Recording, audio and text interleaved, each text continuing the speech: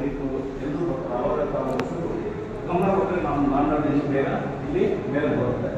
ಈ ನಿಜೇಂದ್ರ ಉದ್ಯೋಗ ಹಾಕ್ಬಿಟ್ಟು ಈಗ ನಮ್ಗೆ ತುಂಬ ನೋವಾಗುತ್ತೆ.